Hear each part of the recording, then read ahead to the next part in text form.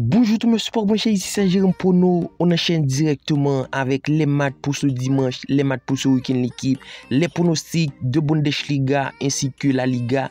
Donc n'hésitez pas, vous le savez, comme chaque semaine, je vous partage mes avis sur les différents championnats majeurs, que ce soit Ligue 1, Premier League, Bundesliga, Champions League, des vidéos du jour. Donc n'hésitez pas l'équipe, si vous êtes nouveau ici, à vous abonner. Quoi, moi c'est le moment opportun. On enchaîne avec, après la Champions League, l'Europa League, c'est maintenant les vidéos du championnat, que ce soit Bundesliga. Donc c'est le meilleur moment pour vous abonner.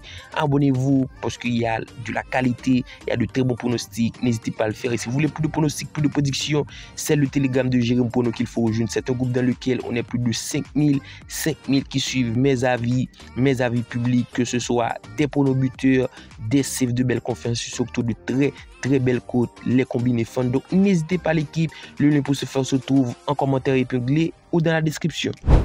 On se retrouve en Liga, le match qui oppose Leganés Celta Vigo. Du côté de Celta Vigo, ça a été un début de saison tonitruant avec 13 points au classement en 10e position. C'est une formation qui a su montrer de très bonnes choses.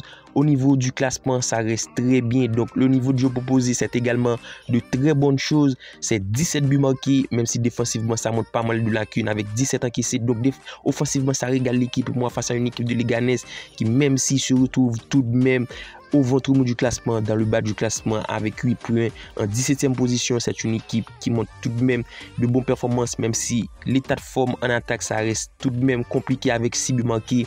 Défensivement, c'est 12 buts encaissés. Pour moi, l'équipe, c'est le moment opportun. Donc, je vous mets Celta ou match nul, Celta Vigo match nul, puisque la cote de la victoire de Celta Vigo à 2,30.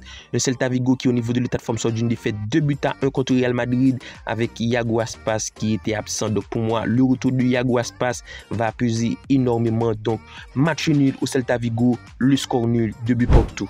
Et on se retrouve directement Bundesliga, le match qui oppose Union Berlin et Eintracht Francfort. Il y a de très belles cotes sur ce match. Les books ont du mal à sortir en favori, même si Union Berlin léger favori à 2,52, mais la victoire de Francfort à 2,70, c'est extrêmement une belle cote. Le match nul à 3,30. Donc au classement, c'est deux équipes qui se retrouvent coude à coude. Union Berlin 14e et Francfort 13e. Donc pour moi, la belle performance d'Union Berlin est due au niveau de défense, puisque c'est une équipe qui n'encaisse pas beaucoup. Le deuxième meilleure défense en Bundesliga derrière Leipzig qui a encaissé que 2 buts.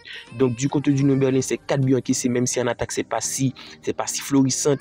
L'attaque de Francfort reste beaucoup plus florissante avec 15 buts marqués. Donc pour moi, l'équipe, ça va être un match plutôt disputé. Je vous mets le but des deux équipes, puisque les derniers rencontres entre Francfort et Union Berlin, ça a été des matchs plutôt tendres. Il y a eu 5 matchs avec but des deux équipes qui ne s'est pas validé. Pour moi, il va y avoir du but dans ce match. On a deux équipes qui doivent faire de bons résultats, avec un Francfort qui a la fatigue de l'Europe, devrait encaisser face à une équipe d'Union Berlin. Et que dire de l'attaque de Francfort qui, pour moi, devrait retrouver le chemin des filets. Donc, but des deux équipes sur ce match.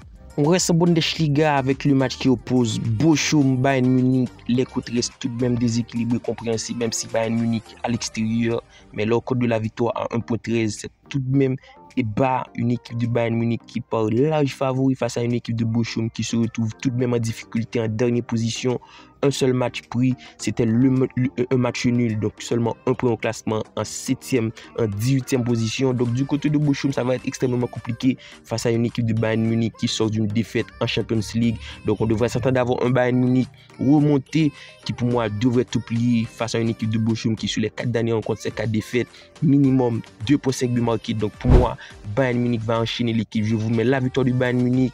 Donc pour vous, vous pouvez prendre Bayern Munich gagnant plus 2,5 buts pour essayer de faire augmenter la cote, parce que pour moi, Bayern Munich va mettre minimum 3 buts, pourquoi pas 4 buts. Donc le score exact, l'équipe a noté les scores exacts que je donne ici, ce sont que des avis. Donc je vous mets 3-0 à l'avantage de Bayern Munich, minimum 3 buts dans ce match. Donc pourquoi pas le faire du côté de Bayern. On enchaîne directement avec un Arsenal Liverpool. Alors l'équipe, je vous dis directement, ce week-end va être florissante, de très bonnes affiches. Donc Arsenal Liverpool, match de titan, match ultra intéressant. Les books donnent léger favori à Arsenal pour une cote à 2,35, celle de Liverpool à 2,88. Il y a de très belles cotes, il y a de très bons values. Donc pour moi, ça va être un match disputé, même si mon pronostic reste en tête l'équipe. Je ne sais pas pourquoi Arsenal part léger favori. C'est un 50-50 clair et net, même si les cotes le reflètent. Avec l'absence de Saliba, Odegaard Calafiori, Tomiyasu, c'est pour moi une équipe d'Arsenal qui part avec de gros manquements et surtout l'incertitude autour de Bukayo Saka l'équipe. C'est le moment opportun du côté de Liverpool de faire un bon résultat et surtout d'enchaîner au classement. Arsenal se retrouve 3e, Liverpool 1er. Donc Liverpool au match nul, c'est pour moi cadeau l'équipe. Je vois pas comment Arsenal pouvait l'emporter, même si ça va être un match disputé à bloc. Mais Liverpool devrait s'en sortir. La dynamique reste extrêmement bonne avec 5 victoires sur les 5 dernières rencontres. Pourquoi pas enchaîner 2 buts à 1 face à cette équipe d'Arsenal. L'équipe de Chelsea reçoit Newcastle. Je vous le dis, ça va être des matchs ultra plaisants ce week-end. Donc Chelsea, Newcastle, match dans lequel je m'attends à avoir un très haut niveau de jeu. Un jeu plutôt disputé entre deux équipes qui proposent un jeu tourné vers l'offensif. En ce début de saison, ça a été le cas du côté de Chelsea. Pour moi, du côté de Newcastle, ça a été le cas, même si c'est un peu plus compliqué. Mais je m'attends à avoir un Newcastle qui doit retrouver les miens et surtout qui doit essayer de faire de très bonnes performances. Du côté de Chelsea, au niveau de l'état de forme, c'est pour moi une équipe qui doit survoler l'Europa Conference League. Au niveau de l'état de forme, ça sort d'une victoire 4 buts à 1 contre Panathinaikos. Face à cette équipe de Newcastle, c'est le moment de tout donner. Une équipe qui se retrouve 6e au classement avec 14 points et Newcastle en 9e position l'équipe. Du côté de Chelsea, ça a fait tourner en Europa Conference League, donc ça doit mettre la grosse équipe pour ce match de Newcastle. Donc je vous mets but des deux équipes. Je m'attends clairement à avoir un but de Newcastle. Du côté de Chelsea, ça a été souvent le cas, une équipe qui encaisse. Donc pour moi, Newcastle a largement moyen de mettre minimum un but, pourquoi pas le but des deux équipes sur le score 3 buts à 1. Et on termine avec un dernier match de Premier League, Crystal Palace Tottenham. Donc dernier match de la vidéo. Donc Tottenham porte favori à l'extérieur, une cote à 1,79. C'est pour moi une équipe qui peut faire sensation.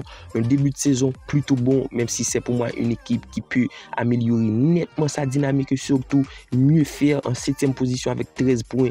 Déjà 18 buts marqués. Donc au niveau de l'état de forme, en attaque, ça roule bien.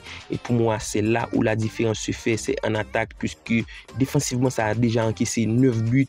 Du côté de Tottenham, au niveau de l'état de forme, ça sort d'une victoire 1-0 en Europa League contre AZ Alkmaar. Pour moi, une victoire étriquée, minimum 2 buts, je m'attendais du côté de Tottenham. Donc, une composition d'équipe très très bon avec Vicario, le 4-3-3, Solanke Johnson qui pour moi fait sensation en attaque. C'est la raison pour laquelle ça marque pas mal de buts. Donc, Tottenham gagnant dans au moins une mi-temps.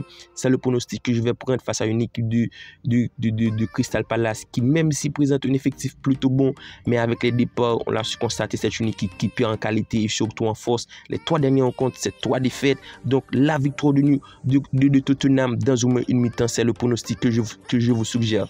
Alors tel a été nos pronostics, nos 6 pronostics pour ce dimanche, nos 6 pronostics du jeu l'équipe. Comme d'habitude, n'hésitez pas à donner de la force, soit par un like ou un commentaire. Et vous le savez déjà, un petit abonné, c'est extrêmement important, il y a de la qualité. Donc d'ici là, on se capte pour une nouvelle vidéo. Bye bye l'équipe.